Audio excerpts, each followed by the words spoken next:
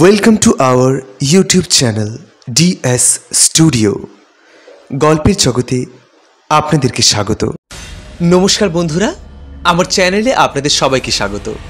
আমি আবারও চলে এসেছি আপনাদেরকে গল্পের জগতে নিয়ে যাব বলে। আমাদের আজকের নিবেদন তারাদাস বন্দ্যোপাধ্যায়ের একটি গল্প। আশা করছি গল্পটি আপনাদের সকলেরই ভালো লাগবে। তো গল্পটি ভালো লাগলে অবশ্যই একটি লাইক দেবেন এবং চ্যানেলে নতুন হয়ে থাকলে চ্যানেলটিকে সাবস্ক্রাইব করে আমাদের পাশে থাকবেন। তারাদাস বন্দ্যোপাধ্যায় জন্ম 15ই অক্টোবর 1947 এবং মৃত্যু 18ই জুলাই 2010। তিনি ছিলেন একজন বাঙালি ঔপন্যাসিক, ছোট গল্পকার এবং সম্পাদক। তিনি কিংবদন্তি সাহিত্যিক বিভূতিভূষণ বন্দ্যোপাধ্যায়ের একমাত্র পুত্র ছিলেন। তারাদাস বেশ কয়েকটি ছোট গল্প উপন্যাস লিখেছিলেন, যেমন কাল নিরবধি, সপ্তর্ষির আলো, কক্ষপথ ইত্যাদি। তার কাজল উপন্যাসটি তার বাবা বিভূতিভূষণ বন্দ্যোপাধ্যায় বিরচিত অপরাজিতর সিকুয়েল ছিল। তারাদাস উচ্চ মাধ্যমিক পরীক্ষায় উত্তীর্ণ হওয়ার সাথে সাথে কাজল লেখা শুরু করেছিলেন।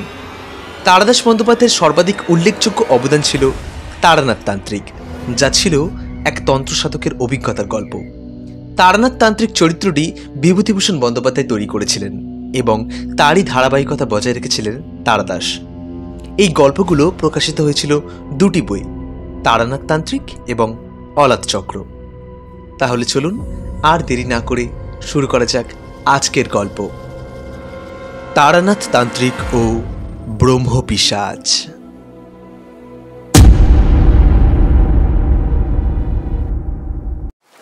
মঠলেনের মুখে পৌঁছাতেই ঝেঁপে বৃষ্টি এলো। সকাল থেকে সামান্য মেঘলা মতো করেছিল বটে, কিন্তু বৃষ্টি হবে এমন কোনো আভাস পাইনি। আজকে ছুটির দিনটা বিকেলের দিকে তারানাথের বাড়ি আসব, কিশোরীকে এমন কথা আগেই বলা ছিল। ফলে আমি গলির মুখে দাঁড়িয়ে তেলে ভাজাওয়ালার কাছ থেকে গরম গরম বেগুনি আর আলুর চপ কিনছি।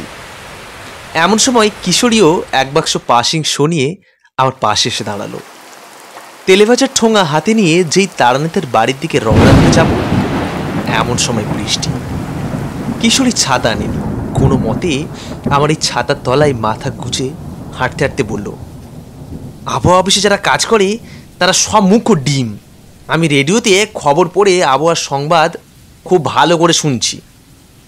তাতে বলেছিল আজ সারাদিনই শুকনো খটখটে থাকবে, তারা একেবারে ঝাঁথা। ঝমঝম বৃষ্টিতে একটা ছাতায় দুজনের রক্ষা পাওয়া বেশ মুশকিল। কোনো রকমে দ্রুত হেঁটে আধভেজা গোছের হয়ে তারানাথের বাড়ি পৌঁছে গেলাম। বৈঠকখানার দরজা খোলাই ছিল। চাটাই বিছানো তক্ত বসে তারানাথ হুঁকোয় টান দিচ্ছিল। আমাদেরকে দেখে বলল, হে হে, বড্ড ভিজে গিয়েছো দেখি। আমারই দোষ, সময়টা সামান্য এদিক ওদিক হয়ে গেল। আমি অবাক হয়ে জিজ্ঞাসা করলাম, আপনার দোষ মানে? আমরা ভিজেছি তার সঙ্গে আপনার সম্পর্ক কি? তারানাথ মৃদু হেসে বলল, না, কিছু না। সময়ের হিসেব করতে একটু গোলমাল হয়ে গিয়েছিল, নইলে তোমরা ভিজতে না। তার মানে? মানে বৃষ্টি আজ বিকেলে তো হবেই, তা আমি জানতাম। এদিকে তোমাদের আসবারও কথা, তাই কিছুক্ষণের জন্য বৃষ্টিটাকে পিছিয়ে দিয়েছিলাম। আরও পারতাম হয়তো, কিন্তু প্রকৃতির বড় মাপের শক্তিগুলোকে নিয়ে ঠেলে গেলা করতে নেই। যাই হোক, আরও মিনিট 10 পিছিয়ে দিলে তোমাদের আর কষ্ট পেতে হতো না। তারানাথের কাছে এমন অনেক অদ্ভুত কথা শুনে আমরা প্রায় অভ্যস্ত হয়ে গিয়েছি। তবু এখনো এক এক সময় তাক লেগে যায়। বললাম, আপনি ঘটাতেও পারেন নানান ঘটনা, নানান কাণ্ড কারখানা। বৃষ্টি আবার আটকানো যায় নাকি? তাই নাকি? আটকানো যায় না? তাহলে আটকালাম কি করে? এ ধরনের কথার কি আর উত্তর দেয়া যেতে পারে? বললাম, আপনার যা কাণ্ড, আপনি সবই পারেন। তারানাথ একটু রেগে গিয়ে বলল, না, ঠাট্টা নয়। আগমতন্ত্রের কি বা তোমরা জানো? বৃষ্টি তো সামান্য দুর্যোগ, অনেক বড় বড় প্রাকৃতিক দুর্বিপাকে শিক্ষা ও শক্তি ঠিক মতো প্রয়োগ করতে পারলে আটকে দেওয়া যায়। এই তো সেদিন। এই পর্যন্ত বলে তারানাথ হঠাৎ একটু চুপ করে গেল। আমি বললাম, কি হলো? সেদিন কি? না, এমনিতেই তোমরা কোনো কিছু বিশ্বাস করতে চাও না। তোমাদের এসব বলা মানে যেচে বিদ্রুপের শিকার হওয়া। সর্বনাশ! একটা অদ্ভুত কোনো ঘটনা বুঝি না শোনা হয়ে যায়। আমি কিছু বলার আগেই কিশোরী বলল, না চক্রবর্তী মশাই, আমরা কখনোই আপনার কথা অবিশ্বাস করি না। মাঝে মাঝে আপনাকে একটু রাগাবার চেষ্টা করি, মজা করি, এই যা। সেটাও অবশ্য আমাদের করা উচিত না। প্রসঙ্গ ঘোরানোর জন্য বললাম, থাক ওসব কথা। সেদিন কি হয়েছে যেন বলছিলেন? হয়নি, হতে পারত। গত 12ই আষাঢ় দুপুরবেলা কোথায় ছিলে, কি করছিলে? এই ধরো বেলা 2:30 নাগাদ। হিসেব করে বললাম, শনিবার ছিল। 2:30 মানে সবে ছুটি হয়েছে অফিসের। বাড়ি যাবো বলে ট্রাম রাস্তা থেকে হাঁটছি। কেন বলুন দেখি? ওই সময় কিছু অনুভব করতে পেরেছিলে? মানে হঠাৎ অস্বাভাবিক কোনো অনুভূতি হয়েছিল? আশ্চর্য, এতদিন মনে ছিল না। এখন তারানাথের সঙ্গে কথা বলতে গিয়ে মনে পড়ল। হ্যাঁ, তাই তো। সেদিন একটা ছোট ব্যাপার হয়েছিল বটে। মনে রাখার মতো বড় মাপের কিছু নয়, কিন্তু এটা ঠিক যে তখন একটু অবাক লেগেছিল। ট্রাম আসতে দেরি হচ্ছে। ট্রাম স্টপের পাশে একটা দোকান থেকে সিগারেট কিনে ধরাচ্ছি। হঠাৎ মনে হলো পায়ের তলাটা কেমন যেন সুরসুর করছে। বড় ডেও পিঁপড়ে বা গুপড়ে পোকার উপর ভুল করে পা দিয়ে দাঁড়ালে যেমন হয়। চটিটা খুলে একবার পা ঝেড়ে নিলাম, তবুও সুরসুর ভাবটা কমল না। অনেক সময় স্নায়ুর বিক্ষেপে শরীরের এক এক জায়গায় বিচিত্র অনুভূতি হয়। ভাবলাম তাই বুঝি হচ্ছে। কিন্তু সেই মুহূর্তে একটা ব্যাপার চোখে পড়তে একটু অবাক হয়ে গিয়েছিলাম। দুপুরবেলা, ফাঁকা রাস্তা, উল্টো দিকের ফুটপাতে এক মধ্যবয়স্ক ভদ্রলোক হঠাৎ দাঁড়িয়ে পড়ে চটি থেকে পা খুলে পায়ের তলায় কি যেন দেখলেন, একবার পা ঝাড়লেন, তারপর যেন একটু হতবম্ব হয়ে আবার হাঁটতে শুরু করলেন। ভাবলাম, কি হলো রে বাবা, আজ সবারই পায়ের তলায় গুবড়ে পোকা ঢুকেছে নাকি? সাময়িক ব্যাপার, একেবারেই ভুলে গিয়েছিলাম। তারানাথের দিকে তাকিয়ে দেখি সে ঠোঁটের কোণে সূক্ষ্ম হাসি নিয়ে আমাকে দেখছে। চোখে চোখ পড়তেই বলল, কি মনে পড়লো? বললাম, হ্যাঁ মনে পড়েছে, তা সে এমন কিছু ব্যাপার নয়। তারানাথকে ঘটনাটা বললাম। সে মুখে অল্প হাসি নিয়েই শুনল, তারপর বলল, আর কিছু? আর কিছু নয়, কেবল মনে হয়েছিল রাস্তার ওপারের ভদ্রলোকের কি এই একই অনুভূতি হয়েছিল, কিন্তু কি করে? কেবল ওই ভদ্রলোকই নয়, আরও অনেকের নিশ্চয় সেদিন পায়ের তলায় সুরসুর করে উঠেছিল। তারা সেই মুহূর্তে তোমার কাছাকাছি ছিল না, বা তাদের তুমি চেনেও না, নইলে গল্প শুনতে পেতে। এতক্ষণ আমরা নিজেদের মধ্যে কথা বলছিলাম। এখন হঠাৎ কিশোরীর দিকে চোখ পড়তে দেখি সে মুখে বিস্ময় ফুটিয়ে আমার দিকে তাকিয়ে আছে। তার বিহ্বল ভাব লক্ষ্য করে তারানাথ বলল, কি হে কিশোরী, তুমিও কিছু টের পেয়েছিলে নাকি? একবার গলা ঝেড়ে কিশোরী বলল, কি বলবো পণ্ডিত মশাই, আপনাদের কথা শুনতে শুনতে আমি অবাক হয়ে যাচ্ছিলাম। 12ই আষাঢ় ওই সময়ে আমি শিয়ালদার প্ল্যাটফর্মে দাঁড়িয়েছিলাম মুড়াগাছা লোকাল ধরবো বলে। ট্রেন প্ল্যাটফর্মে ঢুকতে একটু দেরি করছিল। আমি ফেরিওয়ালার কাছ থেকে কচি শশা কিনে নুন লঙ্কা মাখিয়ে খাচ্ছিলাম। যাবো মামার বাড়ি। ট্রেন ঢুকতে দেরি হলে পৌঁছতে অন্ধকার হয়ে যাবে, কারণ স্টেশনে নেমেও মাইল 2 পথ হাঁটতে হবে। হঠাৎ আমার মনে হলো পায়ের তলাটা যেন সুরসুর করছে। চটি খুলে পায়ের দিকে একবার তাকালাম, না, জুতোয় বা পায়ে কোনো পোকা বা ওই ধরনের কিছু লেগে নেই। আমিও ভাবলাম মাঝে মাঝে চামড়ায় বিভিন্ন জায়গায় সুরসুরি ভাব হয়, এও বুঝি তেমনি। তবে আমি কাছাকাছি প্ল্যাটফর্মের লোকেদের মধ্যে কোনো চাঞ্চল্য লক্ষ্য করিনি। তখন মনে হয়েছিল সাধারণ ব্যাপার, কিন্তু এখন আপনাদের কথা শুনে মনে হচ্ছে এর মধ্যে অন্য কিছু আছে। তারানাথ বলল, 11ই আষাঢ় অমাবস্যা ছিল। তোমরা তো জানো অমাবস্যার দিন আমি সারা রাত জেগে দেবীর আরাধনা করি। বললাম, মানে কালী সাধনা করেন? না, ঠিক তা নয়। দেবী কালীর পূজা প্রথমেই করে নিই বটে, কিন্তু মধ্যরাত্রি থেকে মধুসুন্দরী দেবীর পূজা করি ভোর রাত পর্যন্ত। এই পূজা সাধারণ পূজা নয়, কারণ আগমতন্ত্রে মধুসুন্দরী দেবীর উল্লেখ এবং স্তব আছে বটে, কিন্তু পূজার বিস্তৃত ব্যবস্থা ও প্রকরণ কিছুই নেই। তা আমি পেয়েছি 10 মাতৃকা তন্ত্রের শেষে কাঠের চিপট্ট দিয়ে বাঁধা ঠাকুরদার হাতে লেখা অন্তপুঁথির পাতায়। কোনো পুঁথি বুঝলে যার শেষে জরাসুরের পূজার নিয়ম পেয়েছিলাম, সে গল্প তো তোমাদের বলেছি। মনে পড়ল তারানাথের ঠাকুরদার হাতে লেখা ওই পুঁথির শেষ দিকটা কিছুটা পুড়ে গিয়েছিল, কিছুটা ঝুরঝুরে হয়ে গুঁড়ো হয়ে পড়ে গিয়েছিল। এতদিন পরে আর তারানাথকে সে পুঁথি দেখবার জন্য অনুরোধ করে লাভ নেই, তার পাতাগুলো পঞ্চভূতে মিশে গিয়েছে বহুদিন। বললাম, তা সেই পূজায় বসে আপনি কি পেলেন? নইলে ওই প্রসঙ্গ উল্লেখ করার কারণ কি? বাইরে বৃষ্টির দাপট আরও বেড়েছে। এলোমেলো হাওয়ায় জানালার পাল্লা একবার খুলছে আর একবার বন্ধ হচ্ছে। গুড়ি গুড়ি বৃষ্টির ছাঁট আসছে বাতাসের সঙ্গে। কিশোরী উঠে জানালাটা ভালো করে বন্ধ করে দিল।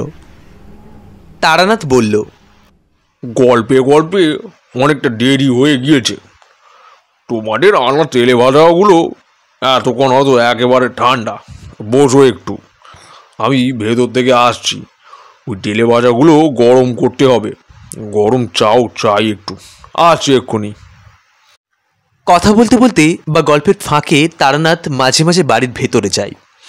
কখনো সত্যিই সেটা চা করতে বলার জন্য, কখনো বা আমাদের একটু ধূমপানের সুযোগ দেওয়ার জন্য। তারানাথ প্রবীণ লোক, তার সামনে আমরা সিগারেট খাই না। আমরা জানি তারানাথ ইচ্ছে করেই অন্তত 5-6 মিনিট দেরি করে আসবে। তারানাথ ভেতরে যেতেই আমরা দুজনে উঠে বারান্দায় এসে দাঁড়ালাম। এখনও হাওয়ার সঙ্গে হালকা ছাঁট আসছে বটে, কিন্তু বারান্দার একদিকে এক টুকরো ত্রিপল টাঙানো রয়েছে। বারান্দার সেখানটাই বাতাসের দাপট কম। কিশোরী আর আমি দুটো কাঁচি সিগারেট ধরলাম। জোরে জোরে 3-4টে টান দেওয়ার পর ঠান্ডা জলো হাওয়া লেগে গা শিরশির করে ভাবটা কেটে গেল। ঘরের ভেতর থেকে উপস্থিতিজ্ঞাপক কাশির আওয়াজ শুনে বুঝলাম তারানাথ ঘরে ফিরে এসেছে।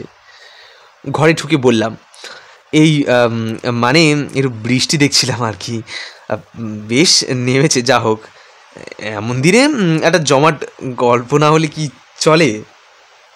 তক্তপোষে বসতে বসতে তারানাথ বললে, বৃষ্টি দেখছিলে সে বুঝতে পেরেছি। যাক, গরম তেলে ভাজা আর চা আসছে। খেতে খেতে দেখি কোনো গল্প মনে পড়ে কিনা। আমি বললাম, কিন্তু ওই পায়ের তলার সুরসুর করার রহস্যটার বিষয় তো কিছু বললেন না। কি হয়েছিল 11ই আষাঢ় ওই রাত্রিরে পূজার সময়? আমাদের দেয়া পাসিংসোর প্যাকেট থেকে একটা সিগারেট বের করে ধরিয়ে তৃপ্ত মুখে ধোঁয়া ছাড়ল তারানাথ। তারানাথ বলল, ব্যাপার কি জানো, তন্ত্রসাধনার এসব গুঁড়ো কথা সাধারণ মানুষ অনেক সময় ঠিক বুঝতে পারে না, তাই সহজে কারোর কাছে বলি না। আর এইসব অভিজ্ঞতাও খুব কম। 11ই আষাঢ় যজ্ঞের পূর্ণাহুতি দেওয়ার পরে মনের মধ্যে মধুসুন্দরী দেবীর কণ্ঠস্বর ভেসে উঠেছিল। তিনি বলেছিলেন পরের দিন দুপুরবেলায় বাংলাদেশের দক্ষিণ পূর্বাঞ্চল দিয়ে ভূমিকম্পের একটা ঢেউ বয়ে যাবে। বিশেষভাবে ক্ষতিগ্রস্ত হবে কলকাতা ও তার পার্শ্ববর্তী অঞ্চল। বিহারের বিখ্যাত ভূমিকম্পের সময় তোমরা বয়সে অনেক ছোট ছিলে, তার কথা হয়তো তোমাদের মনে নেই। ভাবলাম অনেক লোক মারা যাবে, বাড়িঘর ভাঙবে। মানুষের উপকার করার চেয়ে বড় ধর্ম আর কিছু হয় না। কিন্তু প্রকৃতির এত বড় শক্তিকে ঠেকাতে হলে সম পরিমাণ শক্তি দিয়েই তা করতে হবে।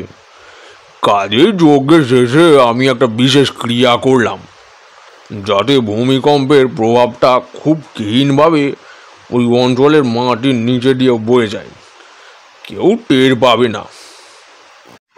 বললাম, তাহলে আমরা পেলাম কি করে?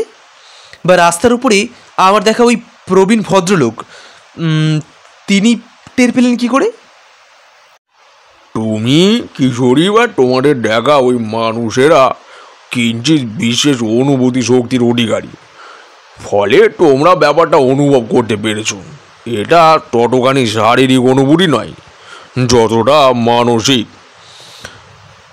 জলে তেল ঢেলে দিলে ঢেউয়ের উচ্চতা কমে যায়, জানো তো? এও তাই। তন্ত্রের শক্তি প্রয়োগ করে ভূমিকম্পের তীব্রতা কমিয়ে দিয়েছিলাম। বললাম, কিন্তু সামান্য কম্পন হলেও তো সেটা বিজ্ঞানীদের সিসমোগ্রাফের ভূমিকম্পের মাপার যন্ত্রে ধরা পড়বে, এইখানে পড়লো না কেন? এর উত্তরে তারানাথ যা বলল তা বৈজ্ঞানিক যুক্তির দিক দিয়ে ঠিক। সে বলল, খবর নিলে জানবে সমস্ত পৃথিবীতে প্রতিদিন শত শত ভূমিকম্প হচ্ছে। তার তীব্রতা একটা বিশেষ মাত্রার ওপর না উঠলে আমরা বুঝতে পারি না। বিজ্ঞানীদের যন্ত্রে সেদিনকার অতি দুর্বল কম্পন ধরা পড়েছিল নিশ্চয়ই, কিন্তু তা বলবার মতো কিছু নয় বলে কোথাও খবর প্রচারিত হয়নি। এই সময় বাড়ির ভেতর থেকে তারানাথের মেয়ে চারি এক হাতে গরম তেলে ভাজার থালা আর অন্য হাতে আর একটা থালায় সাজানো চায়ের কাপ এনে আমাদের সামনে তক্তপোষের উপর নামিয়ে রাখল। বালিকা বয়স থেকে চারিকে দেখছি, সে সত্যিই সুন্দরী মেয়ে। বর্তমানে বিয়ে হয়ে তাকে যেন আরো সুন্দর দেখাচ্ছে। এই 60 বয়সেও তারানাথের গায়ের রং দুধে আলতা, বড় বড় চোখ। মেয়ে বাপের রং এবং চোখ পেয়েছে। বললাম, কিরে চারি, কবে এলি? আমাদের ছোটবেলা থেকে দেখছে বলে স্বচ্ছন্দভাবেই চারি বলল, 4-5 দিন আগে এসেছি কাকাবাবু। আপনারা ভালো আছেন? বললাম, ভালো আছি। হ্যাঁ রে চারি, তুই যেন হঠাৎ একেবারে গিন্নি হয়ে উঠেছিস। মনে পড়ে আগে আগে আমরা এলে পুতুল আর লেসের ডিজাইনের বায়না করতিস? চারি সলজ্জ হেসে চুপ করে দাঁড়িয়ে রইল। হ্যাঁকে বাপের বাড়ি, তাই আমরা খুব পুরানো লোক। তাই সে মাথায় ঘোমটা দেয়নি। চারির স্বভাব ভারী মিষ্টি। সে বলল, এরপর যেদিন আসবেন আমার জন্য সত্যি সত্যি পুতুল নিয়ে আসবেন। আমারও এখন মাঝে মাঝেই ছোটবেলার মতন পুতুল নিয়ে ইচ্ছে করে খেলতে। বললাম, আমাদের আবার আসতে হয়তো মাসখানেক দেরি হয়ে যাবে। অতদিন কি তুই থাকবি? থাকবো কাকাবাবু। এবার আমাকে বেশ কিছুদিন বাবা মার কাছে থাকতে হবে। মনে করে পুতুল আনবেন কিন্তু। সে ভেতরে যেতে আমরা সপ্রশ্ন দৃষ্টিতে তারানাথের দিকে তাকালাম। তারানাথ হেসে বলল, ছাড়ির বাচ্চা হবে, সেজন্য এই সময়টা আমাদের কাছে এনে রেখেছি। প্রথম বাচ্চা হওয়ার সময় মায়ের কাছে থাকাটাই ভালো। একটু চিন্তায় ছিলাম, কারণ আমার জ্যোতিষ ব্যবসা এখন ভালো যাচ্ছে না। মধুসুন্দরী দেবী বলেছিলেন আমার কখনো অন্নভাব হবে না, মোটা ভাত কাপড়ে চলেই যাবে। সেটা চলছে, কিন্তু এই সময়টাই মেয়েদের একটু ভালো মন্দ খাওয়াতে হয়। একটু মাছ মাংস, একটু দুধ, তাছাড়া আরও পুষ্টিকর খাদ্য, বুঝলে না? এসবের জন্য হাতে বেশ কিছু টাকা পয়সা থাকা প্রয়োজন। জামাই অবশ্য খুব ভালো মানুষ, সে চারিকে এখানে পাঠিয়ে দিতে চায়নি, বলেছিল এখানেই থাকুক না কেন। আমাদের একান্নবর্তী পরিবার সবাই ওকে ভালোবাসে, কোনো অসুবিধা হবে না। অসুবিধে যে হবে না সে আমিও জানতাম, কিন্তু এই সময় মেয়েরা বাপের বাড়িতে থাকলে একটু ভরসা পায়, তাই নিয়ে এলাম। মজা হলো এই, চারি আটার দুদিন পর থেকেই আমার আর্থিক অবস্থার সামান্য উন্নতি হতে লাগলো। হাত টাকার খদ্দের তো বাড়লই, নতুন কোষ্ঠী তৈরি করারও অর্ডার পেতে শুরু করলাম।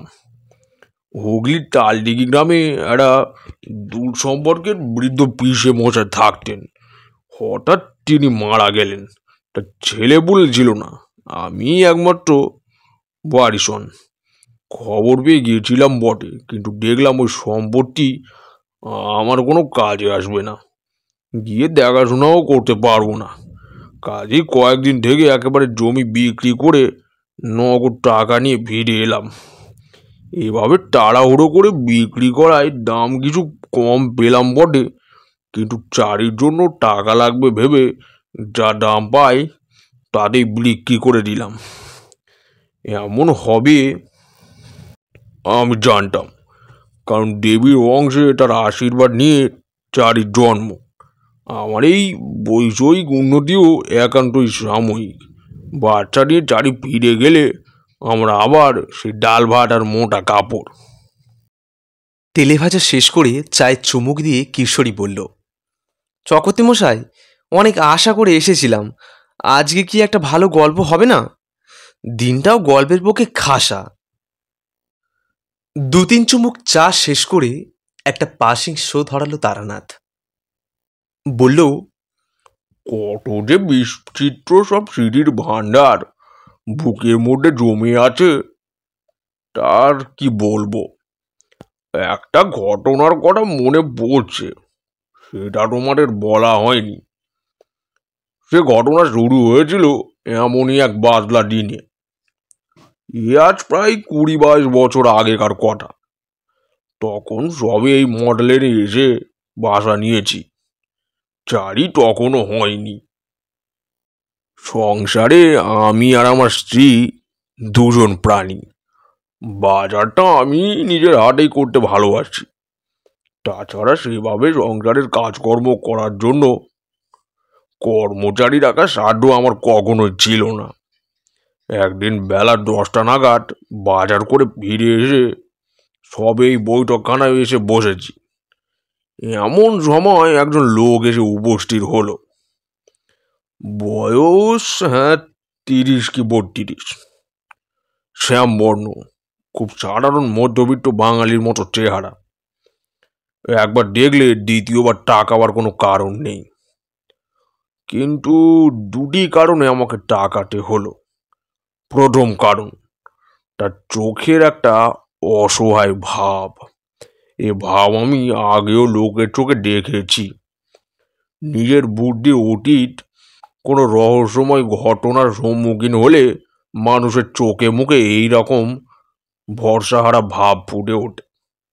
দ্বিতীয় কারণ, আমি বুঝতে পারলাম লোকটি খুব বিপদগ্রস্ত। এই ক্ষমতাটা আমাকে মধুসুন্দরী দেবী দান করেছিলেন। আজীবন আমি একে মানুষের কল্যাণে লাগাবার চেষ্টা করেছি। তোমরা যদি জিজ্ঞাসা করো কি দিয়ে আমি এটা বুঝতে পারি, তার উত্তর আমার কাছে নেই। মাথার ভেতর কেমন একটা অনুভূতি হয়, ভাষায় তাকে অনুবাদ করা যায় না। লোকটি এসে আমার পায়ে হাত দিয়ে প্রণাম করে সোজা হয়ে দাঁড়াতে আমি বললাম, বসো। তা কবে থেকে এরকম আরম্ভ হয়েছে? ভাত রান্না দিয়ে কি শুরু? আমার চোখের সামনে লোকটার মুখ বিস্ময়ে শ্রদ্ধায় যেন কেমন হয়ে গেল। সে হুমড়ি খেয়ে আমার পায়ের ওপর মাথা ডাকতে এলো। কাঁধ ধরে তাকে সোজা করে বসিয়ে বললাম, আহা, ওরকম করো না। বিপদে ভেঙে পড়তে নেই, ঈশ্বর তাদেরই বিপদ থেকে মুক্ত করেন যারা সাহসের সঙ্গে লড়তে জানে। তুমি ব্যাপারটা আমাকে বলো। লোকটি বলল, আমার নাম রন্দাচরণ ঘোষ, থাকি রামনগর গ্রামে। কাটুয়ায় নেমে যেতে ভয়, খুব অজপাড়াগা বুঝলেন। কাটোয়া শহর থেকে অন্তত 10-11 মাইল দূর। আমাদের 4-5 পুরুষের বাস ওই গ্রামে। তার আগে আমাদের পূর্বপুরুষেরা কোথায় ছিলেন বলতে পারবো না, কিন্তু ঠাকুরমশাই, এই শান্ত ছাই ঘেরা গ্রাম আমার বড় ভালো লাগে। আমি শান্তিপ্রিয় মানুষ, শহুরে দরন ধারণ আমার ভালো লাগে না। বৈষয়িক কোনো কাজে কাটোয়া এলে আমার এক দুঃসম্পর্কে সোমমন্দির বাড়ি থাকি। তারপর কাজ শেষ হলেই নিজের গ্রামে ফিরে এসে হাঁপ ছেড়ে বাঁচি। আমাদের গ্রাম খুব সুন্দর ঠাকুরমশাই, ধানের পাট আর ক্ষেত চারিদিকে, নিবিড় আম কাঁঠালের বাগান, বড় বড় বট আর অশ্বত্থ গাছ ছাড়িয়ে রয়েছে সারা গ্রামে। গ্রামের একধারে কমলাক্ষী নামে একটা ছোট্ট নদী। নামের মধ্যে কমলা শব্দটা আছে বলেই কিনা জানি না, ক্ষীণকায়া হলেও কমলাক্ষীর জল দ্বারা প্রখর গ্রীষ্মেও কখনো শুকায় না। নদীর ধারে বাঁধানো ঘাট কিচ্ছু নেই, কিন্তু আমরা ছোটবেলা থেকে নদীতে স্নান করে অভ্যস্ত। ঠান্ডা জল, পায়ের নিচে চাকা বালি। অন্য কোনো জলের উৎস না থাকায় গ্রামের সবাই নদীতেই স্নান করে। ধীর গতি হলেও চমৎকার স্রোত নদীতে, কাজেই জল খুব পরিষ্কার ও পবিত্র। এই পর্যন্ত বলে হাঁপ নেওয়ার জন্য রণদাচরণ একটু থামলো। বললাম, একটা কথা জিজ্ঞেস করছি। তোমার মুখের ভাষা তো ভারী সুন্দর, একেবারে গ্রাম্য মানুষের মতো নয়।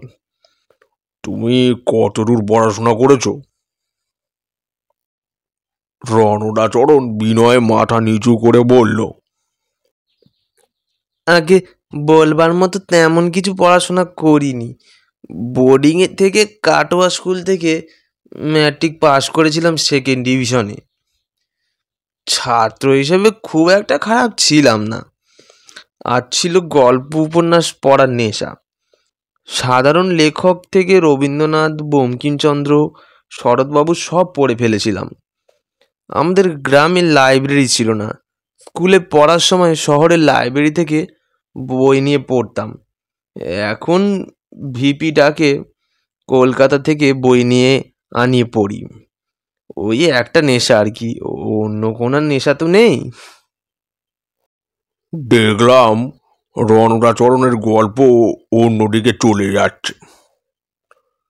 বললাম, বুঝলাম। এবার তোমার আসার কারণটা গুছিয়ে বলো রেখি বাবু। বক্তব্যে কোনো ফাঁক দেবে না, যতই তুচ্ছ মনে হোক না কেন, কোনো ঘটনা বাদ দেবে না। নাও, শুরু করো। উদ্ভ্রান্তভাবে একবার চারিদিকে তাকিয়ে রণদাচরণ কথা বলতে আরম্ভ করলো। বলল, কিভাবে যে কোথা থেকে শুরু করি বুঝতে পারছি না। শুনলে কেউ হয়তো বিশ্বাসও করবে না, তবু যেহেতু আপনি আমার একমাত্র ভরসা, তাই সব কিছু খুলে বলছি। যে কারণে আপনার কাছে এসেছি সেই দুর্বিপাকের শুরু আজ থেকে মাস দেড়েক আগে। আমি চাষিবাসী গৃহস্থ, বাড়িতে বৃদ্ধ মা, স্ত্রী আর 2 ছেলে মেয়ে। একদিন সকালে শহর থেকে পাইকার এসেছে। সে আমাদের জমিতে উৎপন্ন যা কিছু রবি শস্য সব এক লপ্তে কিনে নেবে। লোকটা ভালো, গত বেশ কয়েক বছর ধরে তার সঙ্গে আমাদের ব্যবসা। জিনিসের ভালো দাম দেয়। বললাম, কি কি জিনিস হয় তোমাদের জমিতে? রণদাচরণ বলল, কিছু ধান আর পাট হয়, তাছাড়া মুসুরি, কলাই, টমেটো, শিম। আমাদের যে আম বা কাঁঠালের বাগান আছে, গরমকালে সেগুলো জমা নিয়ে নেয়। যাই হোক, সে আসবার সময় শহর থেকে কিছু খবরের কাগজ আর বাংলা গল্পের পত্রিকা নিয়ে এসেছিল। লোকটা চলে যাওয়ায় পরে একটা কাগজ খুলে পড়েছি।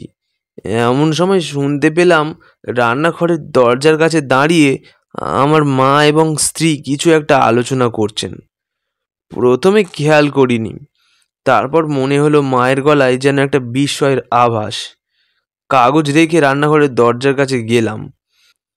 আমাকে দেখে দুজনেই চুপ করে গেলেন। বললাম, কি হয়েছে মা, কি বলছো? দেখ না কাণ্ড, বৌমা ভাত চড়িয়ে উঠোনটা ঝাঁট দিতে গিয়েছিল, ফিরে এসে দুপুরে তরকারি কুটতে বসেছিল। হঠাৎ মনে হলো ভাত তো অনেকক্ষণ চড়িয়েছে, গলে গেল না তো। গিয়ে দেখি গলে যাওয়া তো দূরের কথা, হাতাই করে যে ভাতটুকু তুলেছে তা মোটেই সেদ্ধ হয়নি, প্রায় চাল বললেই চলে। মাকে বললাম, ও কিছু না, গিয়ে দেখতে বলো এতক্ষণে সেদ্ধ হয়ে গিয়েছে। জলের জন্য অনেক সময় এমন হয়। কিন্তু তা নয়, রান্না আর খাওয়ার জন্য জল আসে পাড়ার চৌধুরী বাড়ির টিউবওয়েল থেকে। বাড়ির কিষণ রামচন্দ্র গিয়ে নিয়ে আসে। সে জল খুব ভালো, খেতেও মিষ্টি, জিনিসপত্র সেদ্ধও হয় খুব তাড়াতাড়ি। আজও সেই জলই এসেছে। আমার কথা মতো আরও 15-20 মিনিট অপেক্ষা করা হলো, কিন্তু সে চাল আর সেদ্ধ হলো না। আধ ঘন্টা পরেও খুন্তির আগায় হাঁড়ি থেকে যা উঠল তা একেবারে চাল।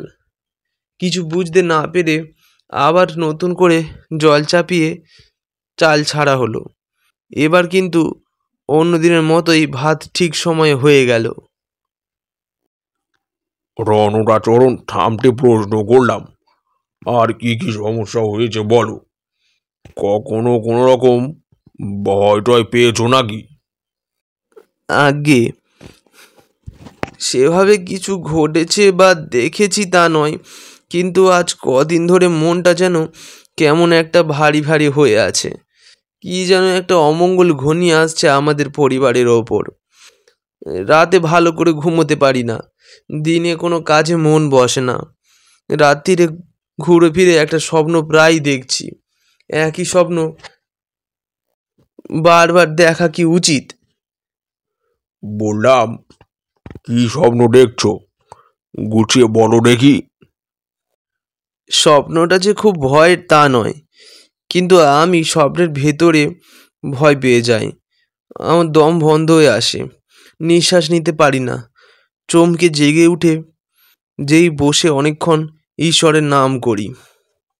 স্বপ্নে দেখি আমি যেন একটা অদ্ভুত জায়গায় গিয়েছি। জায়গাটা অর্ধেক তৈরি একটা শহর, কিন্তু সেই শহরের কোনো বাড়ি সম্পূর্ণ তৈরি হয়নি। প্রত্যেকটা বাড়ি খানিকটা উঠে থেমে রয়েছে। কোনোটা কাঠ থামাল পর্যন্ত গাঁথা, কোনোটা ভিতরে ওপর হাতাখানেক মাত্র উঠেছে। যেদিকে যত দূরই তাকায় কেবল এই রকম বাড়ি। ভিত আর দেওয়ালের ফাঁক ফোকর দিয়ে গজিয়েছে বট, অশ্বত্থ আর আকন্দের চারা। কোথাও কোনো পথ নেই, রাস্তা নেই, কেবল গায়ে গায়ে লাগা অর্ধেক তৈরি ভুতুড়ে বাড়ি। সময়টা দিনও না রাত্রিও না, আকাশে চাঁদ বা সূর্য নেই। পরিবেশে অদ্ভুত একটা স্লান ছায়া ছায়া আলো।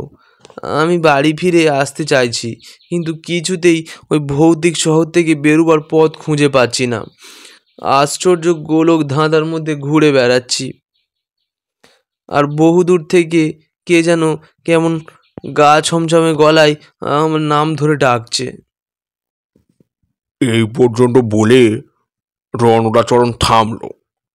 মেঘের রকম দেখলে যেমন বোঝা যায় আরো বৃষ্টি হবে, তেমনি তার মুখ দেখে মনে হলো তার আরো কিছু বলার আছে। বললাম, তারপর তারপর কি? ধুতির খুঁট দিয়ে মুখ মুছল রণটা।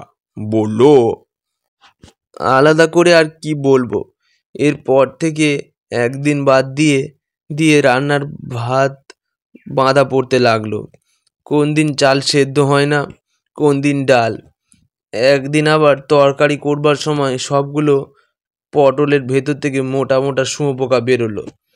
একদিন সন্ধ্যাবেলা মা ঠাকুরঘর থেকে ভয়ে চিৎকার করে উঠলেন। আমার স্ত্রী আর আমি তাড়াতাড়ি ছুটে গেলাম। গিয়ে দেখি ঠাকুরের সামনে মা হাতে দেশলাই নিয়ে উদ্ভ্রান্ত হয়ে বসে আছেন। বললাম, কি হয়েছে মা, চিৎকার করে উঠলে কেন? আমার দেশলাই জ্বলছে না কেন রে খোকা? কিছুতেই ঠাকুরের সামনের প্রদীপটা জ্বালাতে পারছি না। দেখি দাও তো, বলে দেশলাইটা হাতে নিয়ে 4-5টা কাঠি বাক্সের ওপর ঘষলাম। সত্যি একটা কাঠিও জ্বলল না। মাকে হাত ধরে ওখান থেকে উঠিয়ে নিয়ে এলাম।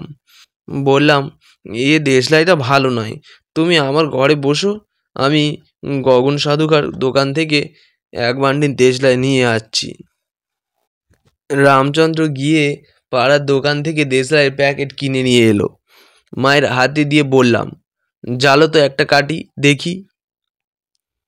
এবার সঙ্গে সঙ্গে কাঠি জ্বলে উঠল। মাকে আবার ঠাকুর ঘরে নিয়ে গিয়ে বসিয়ে দিয়ে এলাম। সেদিন রাত্রিরে খাওয়া দাওয়ার পর মা এসে আমার ঘরে বসলেন। এই সময় মা কখনো আসেন না। সামান্য দুধ রুটি খাওয়ার পর নিজের বিছানায় মশারির ভেতর বসে কিছুক্ষণ মালা জপ শুরু করে পড়েন। বললাম, কি হয়েছে মা, কিছু বলবে? শরীর খারাপ লাগছে না তো? না বাবা, আমি অন্য একটা কথা বলতে এসেছি। কি কথা মা? একটু চুপ করে থেকে মা বললেন, বাড়িতে কি কাণ্ড কারখানা হচ্ছে বল দেখি। দেশলাই কি সত্যি খারাপ ছিল? একটু আগে বাইরে নিম গাছে দাঁড় কাক ডাকছিল। কি বিচ্ছিরি অমঙ্গলে ডাক। রাত্রিরে কখনো দাঁড় কাক ডাকে শুনেছিস? রণরাচরণের গল্পটা থামিয়ে বললাম, কাকের ডাক কি তুমিও শুনেছিলে? সে বলল, আমি ঠিক খেয়াল করিনি ঠাকুর মশাই। জানেন তো, অনেক জিনিস কানে শুনলেও বা চোখের সামনে ঘটলেও মন অন্যদিকে থাকলে খেয়াল করা যায় না। আমি সে সময় মায়ের দেশলাই না জ্বালার কথা ভাবছিলাম।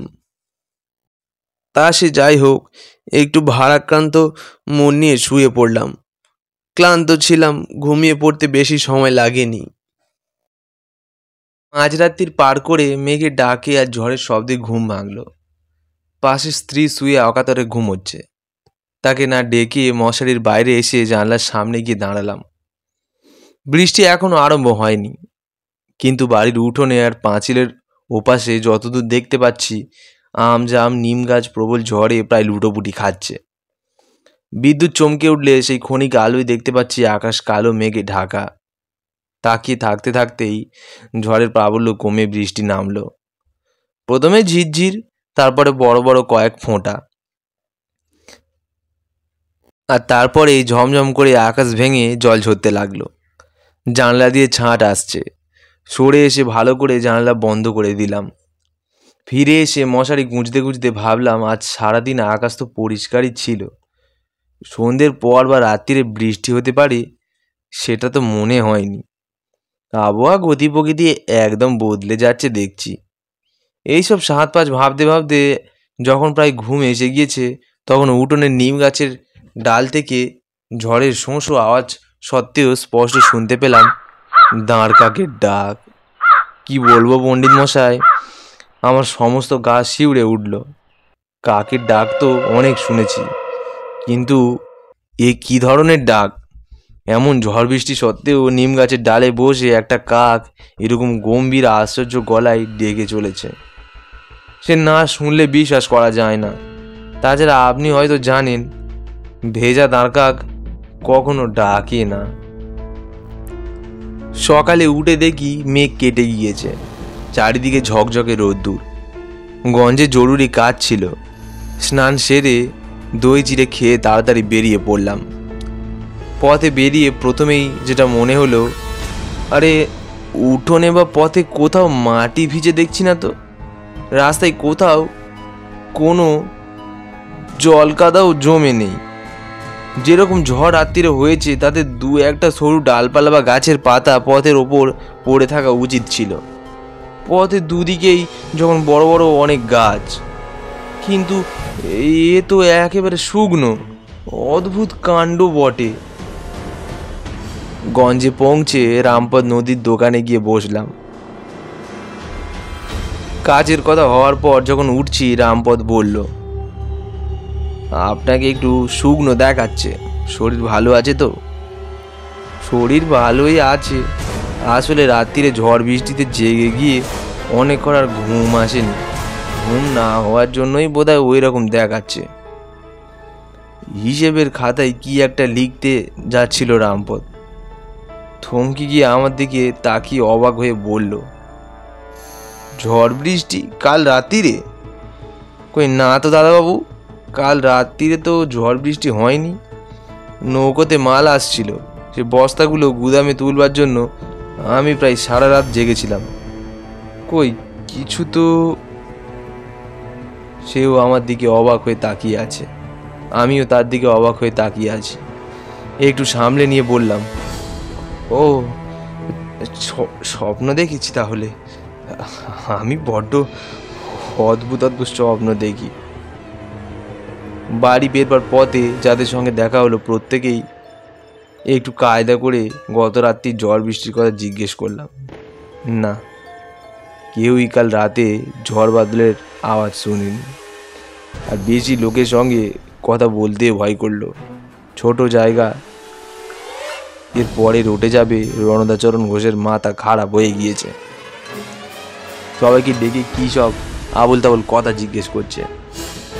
এরপর অবশ্য কয়েকটা দিন আরও কিছু না সেভাবে ঘটেনি, সব আগের মতোই স্বাভাবিক।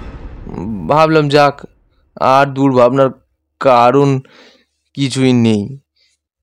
জীবনে অনেক কিছু ঘটে যার সরাসরি ব্যাখ্যা হয় না, ও নিয়ে মাথা ঘামানোর কারণ নেই। আপনার কাছে আসবার আর দরকার হতো না যদি না। সব প্রশ্ন দৃষ্টিতে তার দিকে তাকালাম। বললাম, বলো। থামলে কেন? কি হলো তারপর? রণদাচরণের চোখের দৃষ্টি কেমন বিহ্বল হয়ে গিয়েছে। আমার দিকে তাকিয়ে এসে বলল, তারপর তারপর থেকে আমার সময় হারিয়ে যেতে শুরু করলো। আমার মনের সে কি অবস্থা।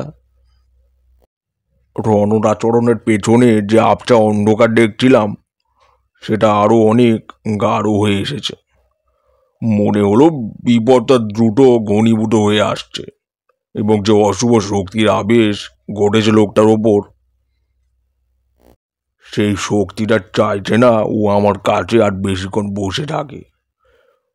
বললাম, সময় হারিয়ে যাওয়াটা কিরকম ব্যাপার? আগে সে অদ্ভুত ঘটনা। এই 7-8 দিন আগে, দিনটা ছিল বুধবার। রাত্রিরে খাওয়া দাওয়া করে শুয়েছি, ঘুমও ভালো হয়েছে। পরের দিন উঠে একটু মহকুমা শহরে যেতে হবে বলে মাল চালানি কাজে।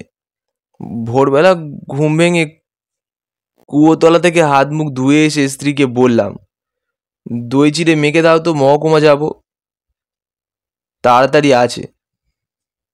সে অবাক হয়ে আমার দিকে তাকিয়ে বলল, আজ আবার? কি ব্যাপার বলো তো? রোজ রোজ মহকুমা শহরে কি কাজ? রোজ রোজ? আমি এর মধ্যে আবার মহকুমা শহরে কবে গেলাম? আমার স্ত্রীর মুখ কেমন হয়ে গেল। হতভম্ব এসে বলল, সে কি, গতকালই তো তুমি সকালবেলা উঠে মহকুমা শহরে গেলে, বললে কি জরুরি কাজ আছে, দই আর চিড়ে খেয়েই তো বেরুলে, দুপুরে আর ফেরোনি, ওখানে কোথায় খেয়ে একেবারে সন্ধ্যাবেলা বাড়ি এলে। বাঁশচলা ধানের চিড়েও তো নিয়ে এলে সের দুই, রান্নাঘরে তাকে তুলে রাখলাম। তোমার কি হয়েছে বলো দেখি, গতকালের ঘটনা ভুলে গেলে? স্ত্রীর কথা শুনে মাথার মধ্যে সব যেন কেমন গোলমাল হয়ে যাচ্ছিল, কিন্তু বেশি বিস্ময় প্রকাশ করলে বউ ভয় পেয়ে যাবে বলে নিজেকে সামলে নিলাম। বললাম, ও ও হ্যাঁ হ্যাঁ হ্যাঁ, ভুলে গিয়েছিলাম বটে। আজকাল কাজের তাড়ায় কিছু খেয়াল থাকে না। আজ আবার যেতে হবে, কাজ আছে। মহকুমা শহরে পৌঁছাতেই বড় রাস্তার দুদিকে দোকান থেকে সকলে ডাকতে লাগলো, এই যে রণদা, আজ আবার এলে যে? তেরে ব্যবসা করছো দেখছি, এসো এসো, বসো আমার এখানে, একটু গল্প করে যাও। এদের মধ্যে শ্রীকান্ত পালের বয়স 60 কি 65 হবে, প্রবীণ মানুষ, স্বভাব খুব মিষ্টি। তার কাছেই গিয়ে বসলাম। সে বলল, ব্যবসার কথা তুললাম বলে রাগ করলে না তো? তোমার বয়স অনেক ছোট, তোমাদের উন্নতি হলে আমরা সত্যি আনন্দ পাই। তারপরে তার কাছে যে 15 মিনিট বসলাম, তার মধ্যে গতকাল মহকুমা শহরে এসে আমি কি কি করেছি সবই জানা হয়ে গেল। শ্রীকান্তর কাছ থেকে উঠে বাজারে যেখানে দিয়েই হাঁটি সকলেই বলে, এই যে রন্দাবাবু, আজ আবার যে? কি বলবো পণ্ডিত মশাই, আমি রীতিমতো ঘাবড়ে গেলাম। বেশি দিন আগের ব্যাপার হলেও না হয় কথা ছিল, কিন্তু সবাই তো বলছে গতকালের ব্যাপার। যেন ভুলে গিয়েছি এরকম ভান করে একজনকে জিজ্ঞাসা করলাম, আজকে যেন কি বার? সে বলল, আজ আজ হলো বৃহস্পতিবার। সেখান থেকে সরে এসে একটু ফাঁকা জায়গায় একটা বাঁধানো বট গাছ, তার বেদিতে এসে কিছুক্ষণ বসলাম। একটা পুরো দিন আমার হিসেবের খাতা থেকে বেরিয়ে গিয়েছে। গতকাল মঙ্গলবার গিয়েছে, আজ তো বুধবার হওয়া উচিত। এ কি কাণ্ড! খুব ভয় পেয়ে গেলাম জানেন। তারপর হঠাৎ মনে পড়ে গেল চড়ুইটিপ গাঁয়ের আমার এক ছোটবেলার বন্ধুর কথা। আপনি অনেকদিন আগে সে গায়ে ছিলেন সেতব গলার পুজো করতে। আমার বন্ধু তখন ছোট, কিন্তু আপনার কথা তার মনে আছে। তার কাছ থেকে ঠিকানা জোগাড় করে চলে এলাম আপনার কাছে। আপনার সেই বন্ধু বিরাজবাবু, তিনি এখনো বেঁচে আছেন? তিনি আপনার ঠিকানাটা দিলেন। বললাম, আর কিছু বলবে? ওই স্বপ্নটা ইদানিং আবার দেখতে পাচ্ছি পণ্ডিত মশাই। ওই যে সেই অর্ধেক তৈরি শহরে ঘুরে বেড়াচ্ছি, আর কে যেন অদ্ভুত গলায় আমার নাম ধরে ডাকছে।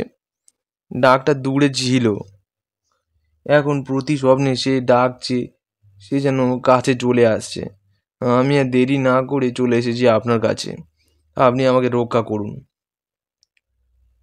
একটু ভেবে বললাম, তুমি বাড়ি চলে যাও, একটা মাদুলি তোমার হাতে পরিয়ে দিচ্ছি। আগামী অমাবস্যা পর্যন্ত এই মাদুলি তোমাকে রক্ষা করবে।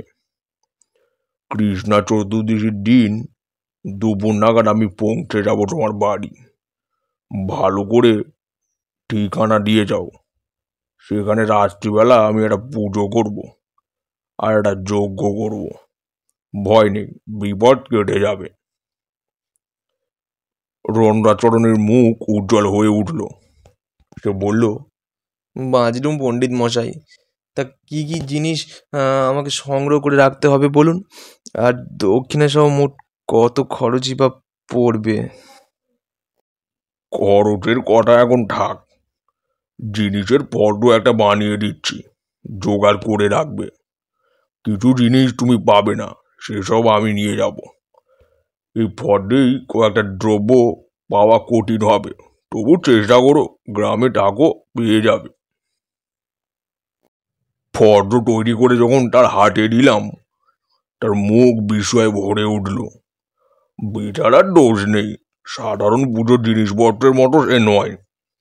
ফর্দে কি কি ছিল শুনবে? শোনো, সিদ্ধি, উপবীত, হট্টুকি, আতপ চাল, কলা, মাটি সরা ইত্যাদি যা সাধারণ ফর্দে থাকে।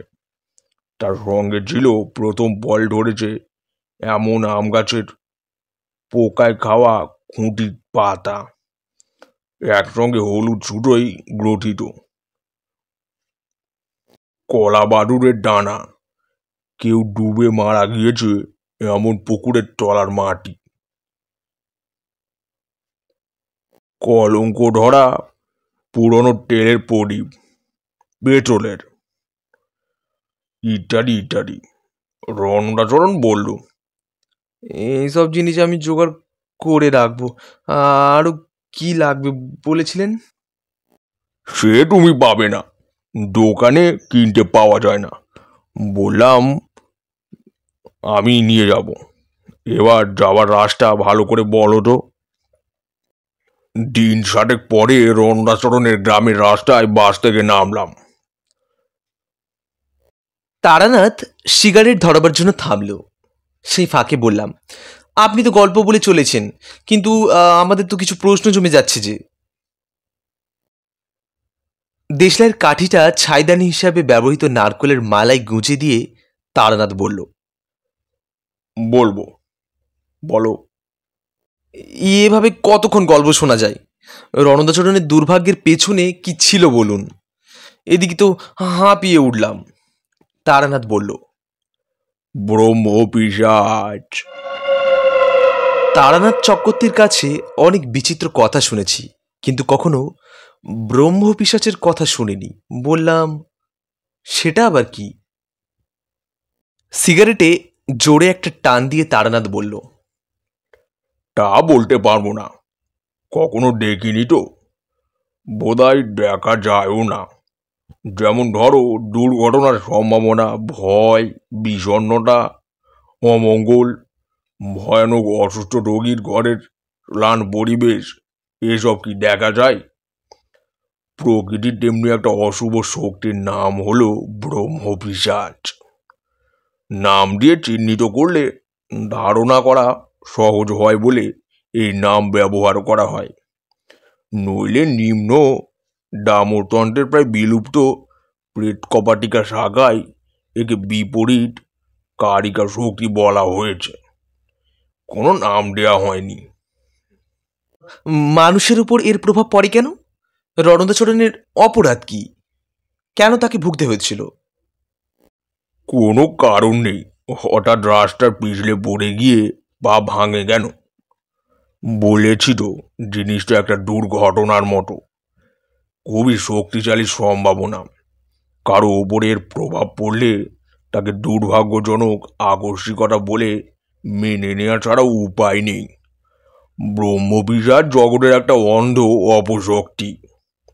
এর কোনো রূপ, আকার বা চেতনা কিছুই নেই, কিন্তু যার উপরে এর প্রভাব পড়ে এবং তার কাছের মানুষদের বড় কষ্ট দেয়।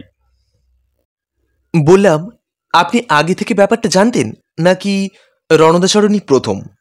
তারানাথ বলল, রণরাচরণ দ্বিতীয়।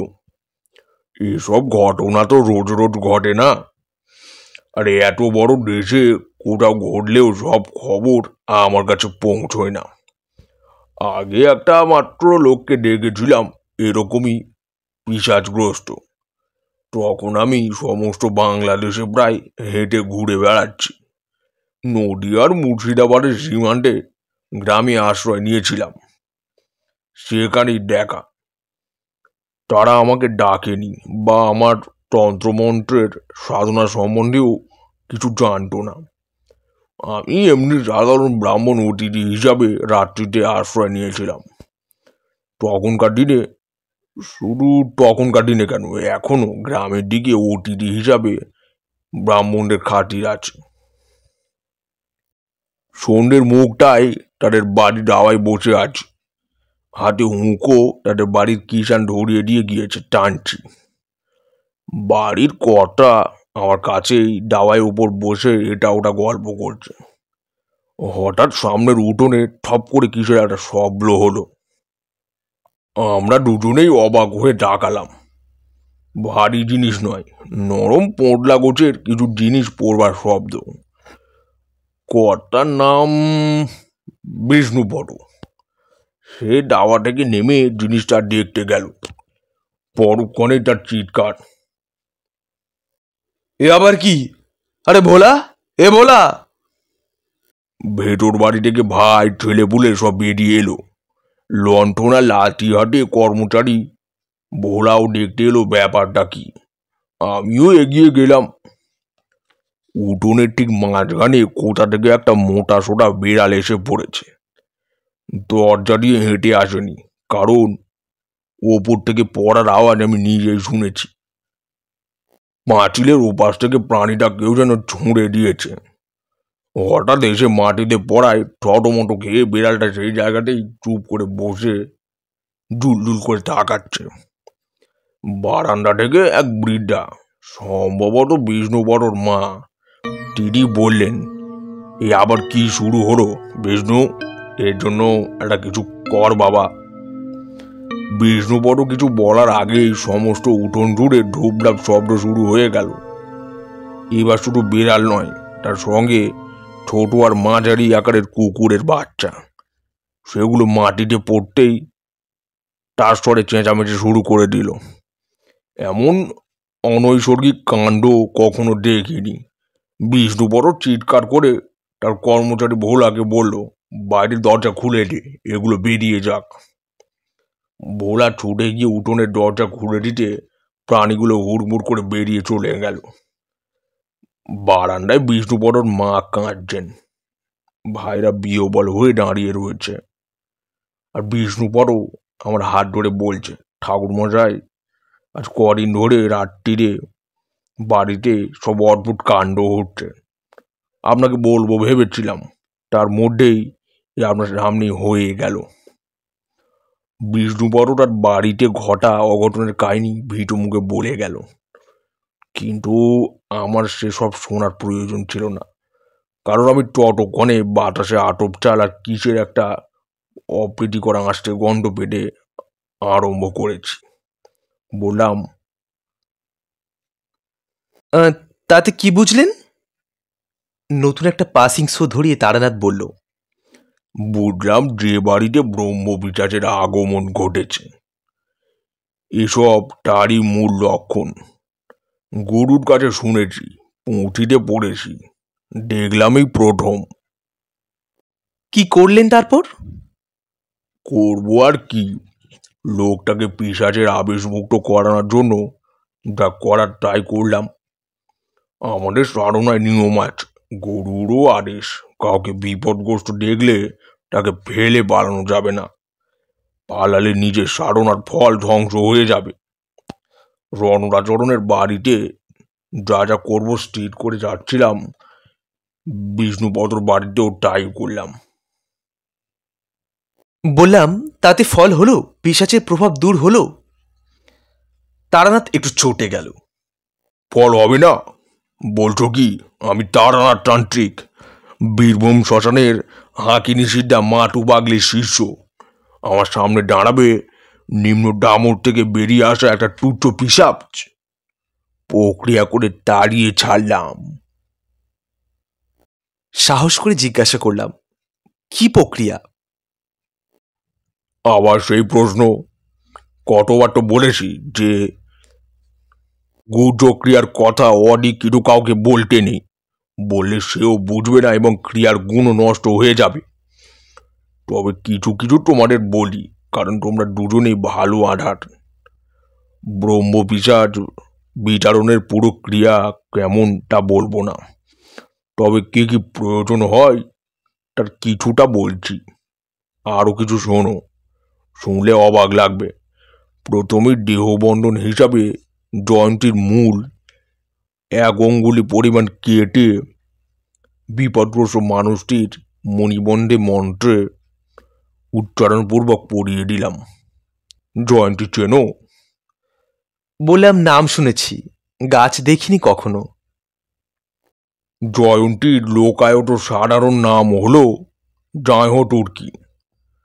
দশকর্ম ভাণ্ডারেও চাইলে পেতে পারো, কিন্তু প্রথমতটা বহুদিনের শুকনো এবং সত্যিকারের সেই গাছ কিনা তা বলা কঠিন। শুনলে বটে, কিন্তু নিজে যেন করতে যেও না, কারণ আসল জিনিস হলো মন্ত্রটি, সেটি আমি বলবো না। এর সঙ্গে লাগে কালো ছাগলের খুঁড়ে লেগে থাকা মাটি, ছুরি দিয়ে সামান্য চেঁচে নিতে হয়, ঘোড়ার পেছনের পায়ের লোম ইত্যাদি।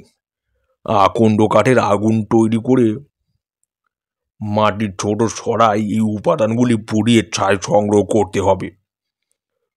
ধরে রাখা বৃষ্টির জলে ওই ছাই মেখে সে বসে তিলক কপালে পরিয়ে জজমানকে পাশে বসিয়ে যজ্ঞ শুরু করতে হয়। যাই হোক, রণরাচরণের বাড়ির দিকে হাঁটতে শুরু করলাম। তারানাথকে থামিয়ে আমরা বললাম, না না, ওই ব্যাপারটা আগে বলে নিন। কোন ব্যাপারটা? ওই যে আতপ চালের আর কিসের গন্ধ পাবার কথা বলছিলেন। ও, ওটা বাদ দিয়ে যাচ্ছিলাম না। যেখানে এরকম গন্ধ পাবে বুঝবে সেখানে হয় কোনো অপদেবতা বা সাপের উপস্থিতি ঘটেছে।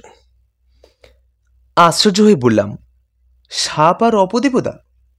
হ্যাঁ, বিশেষ করে দুধরাজ কেউটে বা গোকরোর কাছাকাছি থাকলে গোবিন্দভোগ চালের গন্ধ পাওয়া যায় বাতাসে।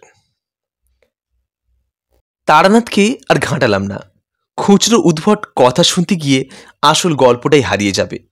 তারানাথ বলে চলল, ঘণ্টাখানেক হেঁটে রামনগর গ্রামে পৌঁছে গেলাম। আমজাম কাঁঠালের ছায় ঘেরা বেশ স্নিগ্ধ গ্রাম, কিন্তু রণরাচরণের বাড়িতে ঢুকে সে শান্তির ভাবটা মন থেকে দূরে হয়ে গেল। এই বিশেষ অনুভূতির ক্ষমতাটা মধুসুন্দরী দেবী আমাকে দান করেছিলেন। যেখানে কোনো অশুভ বা অপ্রাকৃত শক্তির আবেশ ঘটেছে সেখানে পা দেওয়া মাত্র আমি তা বুঝতে পারি। আমাকে দেখে রণরাচরণ দৌড়ে এলো। বারান্দায় জল চৌকির উপরে বসে হাত মুখ ধুয়ে বিশ্রাম করতে করতে জিজ্ঞেস করলাম, এর মধ্যে আবার কিছু ঘটেছে নাকি? আগে না, বোধহয় আপনার মাদুলির গুণ। কেবল কাল রাত্রিরেও স্বপ্নটা দেখেছি। সেই অর্ধেক তৈরি বাড়ির শাড়ি, আমি বেরুতে পারছি না সেই গোলক দাঁধা থেকে। বললাম, ভয় নেই রণদা, এবার সব কিছু ঠিক হয়ে যাবে। যা যা জোগাড় করতে বলেছিলাম পেয়েছো? আগে হ্যাঁ, কিছু তো আপনি আনবেন বলেছিলেন। সে আমি এনেছি। তোমাদের বাদ্য দেখছি বেশ বড়, ছাদে উঠবার সিঁড়ি আছে। বুঝলে, লোক দিয়ে আজকের মধ্যে ভাড়া বানিয়ে দাও। কালকের পুজো আর হোম আমি ছাদে করব। আগে ছাদে? হ্যাঁ, শোনো রণদা, যজমানকে না জানিয়ে কোনো ক্রিয়াকর্ম করা উচিত নয়, তাতে ক্রিয়ার ফল হয় না। তোমার বাড়িতে এবং তোমার জীবনে যেসব ঘটনা ঘটেছে তার কারণ শুনবে? জিজ্ঞাসু দৃষ্টিতে রণরাচরণ তাকিয়ে রইল। তার দিকে চেয়ে বললাম, তোমার উপরে ব্রহ্মপিশাচের আবেশ ঘটেছে। এমন কথা শুনলে মানুষের মনের অবস্থা ভালো হওয়ার কথা নয়। রণদার মুখ শুকিয়ে গেল। সে বলল, সে আবার কি জিনিস ঠাকুর মশাই? ও কথা জেনে তোমার কাজ নেই। আগমতন্ত্রের জ্ঞান না থাকলেও বললেও বুঝতে পারবে না। আমার বাড়ি যেদিন গিয়েছিলে সেদিন তোমার কথা শুনেছি, বুঝেছিলাম কি হয়েছে। ব্রহ্মপিশাচের প্রভাবে মানুষের জীবনে এসব উদ্যোগ অসমাপ্ত হয়ে থাকে যায়, যে জন্য স্বপ্নে অর্ধেক বাড়িঘর দেখছ। অন্য কৃতিকা ঘটেছে, অর্থাৎ অন্ন প্রস্তুতের সময় চাল অর্ধেকের বেশি সেদ্ধ হচ্ছে না। তাছাড়া কালবাহটির যোগ আরম্ভ হয়েছে। অদ্ভুতভাবে তোমার জীবন থেকে হারিয়ে যাচ্ছে সময়, আর তার সঙ্গে শোনা যাচ্ছে নৈশ বায়ুসের, মানে রাত্রিবেলা কাকের ডাক। এর পরের পর্ব বড়ই দুঃখের, সেটাই শেষ পর্ব। ভাগ্যক্রমে তুমি তার আগেই আমার কাছে গিয়েছিলে, নইলে। রণরাচরণ কাঁপা কাঁপা গলায় বলল, নইলে কি কি হতো? নইলে শেষ পর্ব, অর্থাৎ কায়াক্ষয় শুরু হয়ে যেত। বাড়ির যিনি কর্তা তিনি অসুস্থ হয়ে পড়তেন। কোনো চিকিৎসাতেই সুফল হতো না। একটু একটু করে শীর্ণ হতে হতে অর্ধেকেরও বেশি ছোট হয়ে যাবে দেহ। তারপর অবধারিত মৃত্যু। রণরাচরণের চোখের জল। অসহায় স্বরে সে বলল, আমার ছেলে পুলে আছে ঠাকুর মশাই, আপনি কিছু একটা ব্যবস্থা করুন। আমি কোনো অন্যায় করিনি, আমি এমনভাবে মরতে চাই না। তার গায়ে হাত বুলিয়ে দিয়ে বললাম, কোনো চিন্তা করো না, আমি ভয় দেখানোর জন্য কিচ্ছুই বলিনি। বিপদের স্বরূপ জানলে তার বিরুদ্ধে যুদ্ধটা জমে ভালো, কালই সব দুর্যোগ কেটে যাবে। পরদিন অমাবস্যা লাগলো দুপুর 3:14। ছাদের চিলে কোটার ঘরে বাকি বেলাটা তামাক খেয়ে কাটিয়ে দিলাম। রণরা একবার মধ্যাহ্ন ভোজনের প্রস্তাব করেছিল।